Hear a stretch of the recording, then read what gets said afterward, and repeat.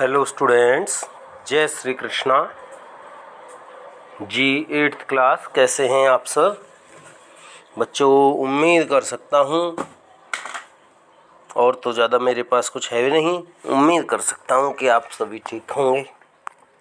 और बच्चों, पढ़ाई की अपनी अलग वैल्यू है। पढ़ाई के साथ कंप्रोमाइज़ नहीं करें, ये तो मैं कहूँगा ही कहूँगा। बाकी तो आप जाने, आपका परमात्मा जाने। अच्छा बुरा जो कुछ भी है वो सब आप समझते हैं इस बात को।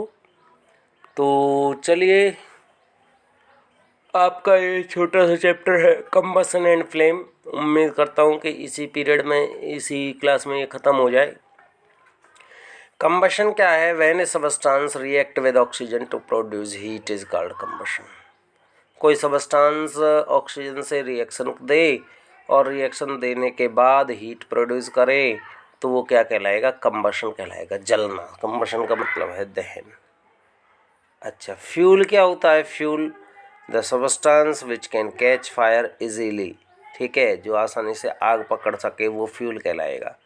अब 3 टाइप के फ्यूल हो गए फिजिकल स्टेट के आधार पे। सॉलिड फ्यूल हो गया, कोल हो गया, कोक हो गया, चारकोल हो गया, वुड हो गया, काउडंग हो गया, गोबर के उपले, काउडल केक। ठीक है, तो ये सभी सॉलिड फ्यूल के एग्जाम्पल हो गए। और लिक्विड फ्यूल में पेट्रोल।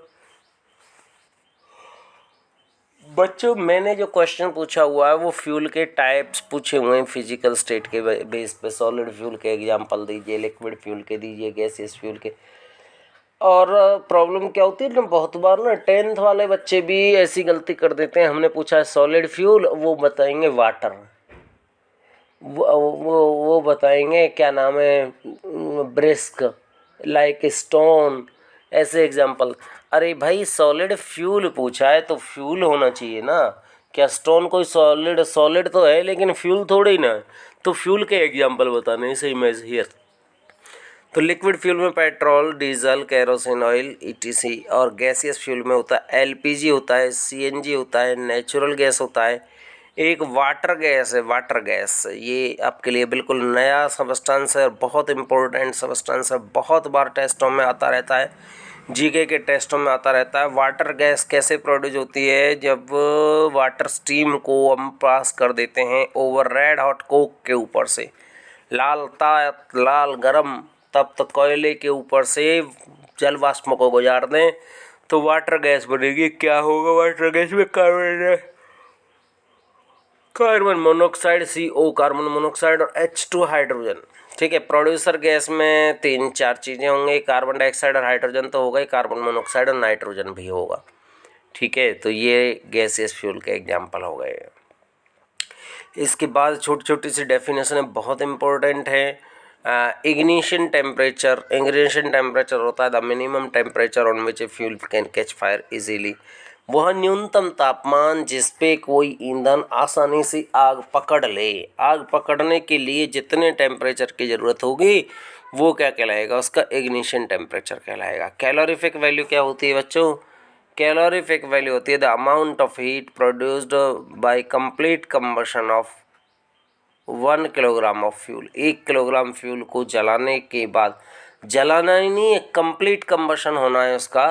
कंप्लीट स्टैंडर्ड कंडीशन में प्रेजेंस ऑफ एयर सफिशिएंट होनी चाहिए। तो उसको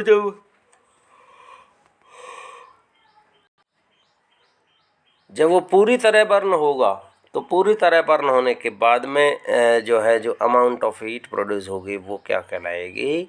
कैलोरीफिक वैल्यू कहलाएगी। इसके बाद necessary conditions for combustion of A substance. कोई चीज़ जलानी है तो जलाने के लिए क्या क्या चाहिए? सबसे पहले चाहिए, ये 3 चीज़ें चाहिए भाई मेरी। ये तीनों में से अगर एक भी नहीं होगी तो आग नहीं जलेगी। ठीक है, आग बुझानी है तो भी ये 3 चीज़ों में से एक चीज़ करनी पड़ेगी। ये यही है, प्रेजेंस ऑफ ऑक्सीजन होनी चाहिए। अगर ऑक्सीजन होगी तो कंबशन होगा, ऑक्सीजन होगी ही नहीं तो कंबशन भी नहीं होगा। आग कभी नहीं जलेगी बिना ऑक्सीजन के। ऑक्सीजन होना ज़रूरी है, तो ऑक्सीजन होगी तो कंबशन होगा, ये ध्यान रखें। प्रेजेंस ऑफ फ्यूल, ईंधन होना ज़रूरी है। फ्यूल होना ज़रूरी है, फ्यूल रहेगा तो ही तो कंबशन होगा, फ्यूल ही नहीं रहेगा तो फिर कंबशन कहाँ से होगा बताओ।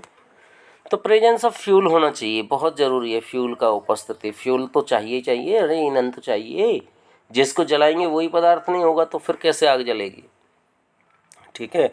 और दूसरा है फिर टेम्परेचर जो है higher than ignition temperature. Ignition temperature पहले बता दिया, जिस टेम्परेचर पे कोई फ्यूल कैच फायर होता है तो फायर कैच करता है तो उससे ज़्यादा टेम्परेचर होगा तो ही तो आग पकड़ पाएगा, अगर कम रहेगा तो आग नहीं पकड़ेगा।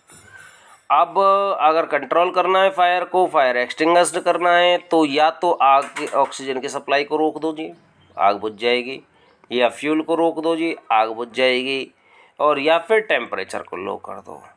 अब हमारे अपने डेली लाइफ में हम देखते रहते हैं ऐसी चीज़ों को। हमारी जो मम्मी हैं वो आग बुझाने के लिए मोटी लकड़ी लेती हैं चूल्हे पे, और आग बुझाने के लिए क्या करती हैं, उसमें पानी डाल देती हैं। भैया पानी डालने से क्या हो गया, पानी डालने से क्या हुआ भाई, पानी क्यों डाला, पानी डाल दिया तो आग क्यों बुझ गई। रोज़ देखते हैं भाई आग बुझती है पानी डालने से, क्या हो गया भैया, उससे जो है ना उसका टेम्परेचर इग्निशन टेम्परेचर से लो हो गया, आग बुझ गई, ठीक है। हाँ जी, तो अगर किसी चीज़ को गहरे उससे ढक दिया जाए, बड़े तवे से भारी उससे,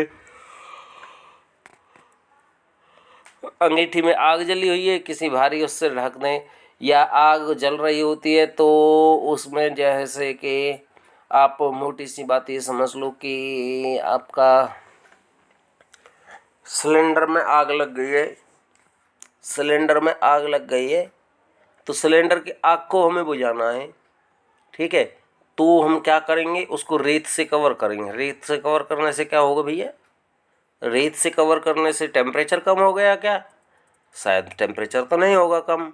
तो फ्यूल नहीं रहा क्या, फ्यूल भी वही है, सिलेंडर भी वही है, तो फिर क्या चीज़ कम हुई, ऑक्सीजन की सप्लाई।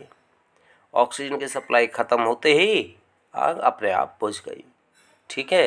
तो ऑक्सीजन की सप्लाई रुकने से आग बुझ गई, तो ये हो गया। कोई भी चीज़ हम देखते हैं कैसे में भी, अगर अचानक सिलेंडर में अगर अचानक आग लग जाती है तो अगर आप होपलेस हो गए तो आप जंग को हार जाओगे, ये इसे आप श्योर समझ लीजिए। आप अगर होपलेस हो गए तो आप निश्चित रूप से कोई बड़ा कारनामा हो जाएगा, कोई बहुत बड़ी घटना हो जाएगी। अगर हम हारे नहीं, ठीक है, तो फिर प्रॉब्लम उतनी नहीं आएगी। हमें क्या करना है, एक बड़ा सा कंबल लेना है और कंबल को उसके ऊपर ढक देना है। कंबल को अगर हम अच्छे से उसके ऊपर कवर अप कर देंगे तो सिलेंडर के अंदर आग अगर नहीं पहुंची है, सिलेंडर अगर गर्म होकर फटा नहीं है, फटने के बाद तो आप शायद छोटे बच्चों जानते नहीं हो, सिलेंडर अगर फट जाएगा ना तो आसपास के घरों को भी ले बैठेगा, पूरी की पूरी बिल्डिंग भी गिर सकती है सिलेंडर फटने से ही। बहुत भयंकर वो होती है परिस्थिति। तो सिलेंडर फटना नहीं है, अगर आग अंदर नहीं पहुंची है तो सिलेंडर जो है उसको आसानी से बुझाया जा सकता है। आपको एक भारी सा कंबल लेना है, उसके ऊपर अच्छे से लपेट देना है एक बार में ही बगैर घबराए, और वो आसानी से आग 1 से 2 सेकंड के अंदर ही बुझ जाएगी, कोई प्रॉब्लम उसमें नहीं आएगी, ठीक है। तो ये चीज़ें हमें ध्यान देनी होती हैं। कभी भी आग लग जाती है तो उस चीज़ को हमें ये देखना होता है, ठीक है। आग बुझाने के लिए 3 चीज़ों में से एक चीज़ कम करनी है, या तो ऑक्सीजन की सप्लाई रोक दें, या फ्यूल को गैस बंद कर देते हैं, गैस चल रही है, गैस का जो बर्नर है वो जो अपने सिलेंडर पर से रेगुलेटर है वो बंद कर दिया तो आग बुझ जाएगी। तो रोज़ देखते हो ना इन सब चीज़ों को, भैया क्यों बुझ गई आग, भैया आग इसलिए बुझ गई क्योंकि फ्यूल की सप्लाई बंद हो गई, बस सिंपल सी बात है, ठीक है। तो ये सब चीज़ें आपका जो है वो होती हैं। तो यार, तो स्टूडेंट्स मैं तो शायद ये सोच रहा था कि इसी उसमें ये हो जाएगा। अब तो मुझे लगता है ये आधा ही काम हुआ है, और अब अगर मैं वीडियो और आगे बढ़ाऊंगा तो 10 मिनट तो अब हो गए, 20 से 22 मिनट की 25 मिनट की वीडियो होगी जो कि अपलोड भी होने में मुश्किल हो जाती है। तो बच्चों मेरा तो कहने का मोटो ये है कि आप अपने स्टडी को बरकरार बनाए रखें, अपने आप को जोड़े रखें कहीं ना कहीं से। बगैर स्टडी किए किसी भी तरह से आपका काम नहीं चलने वाला है। बच्चों आपके टीचर्स आपके लिए इतना सारा प्रयास करते हैं, इतना कुछ करते हैं, आप थोड़ा विश्वास नहीं करेंगे। लेकिन अभी भी जो वीडियो बन रही है उसमें फ़ैन ऑफ है, और फ़ैन ऑफ होने के बाद तब आपके पास आवाज़ सही से आ पाएगी।